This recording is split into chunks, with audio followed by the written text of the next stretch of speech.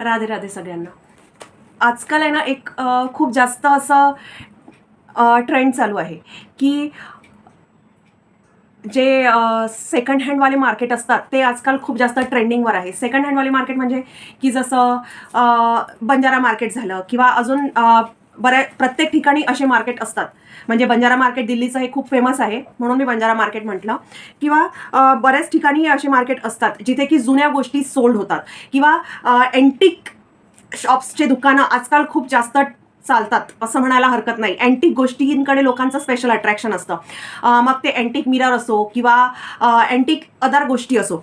But तुम्हाला माहिती आहे का की अँटिक मिरर हा किती जास्त निगेटिव्ह इम्पॅक्ट तुमच्यावर टाकू शकतो.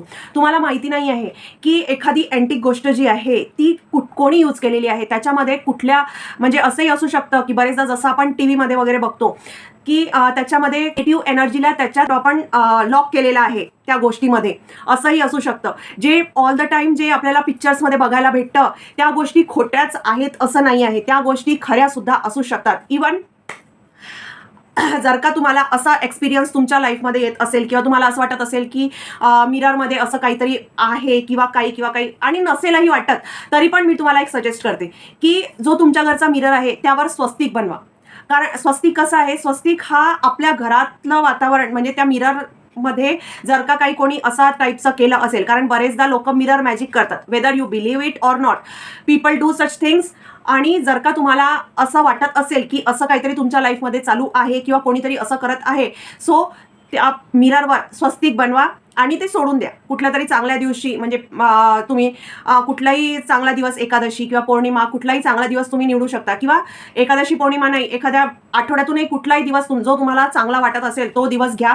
त्या दिवशी मिररवर स्वस्तिक काढा कुंकवानी आणि तो सोडून द्या. बिलकुल मिरर जेव्हा तुम्ही क्लीन करता त्याही वेळेस तो स्वस्तिक क्लीन नाही करायचा. आजूबाजूचं सगळं क्लीन करायचं, बट तो स्वस्तिक क्लीन नाही करायचा. तो स्वस्तिक ॲज इट इज राहू द्यायचा. कारण काय आहे ना की तो स्वस्तिक तुमचं प्रोटेक्शन करत आहे असंही तुम्ही म्हणू शकता.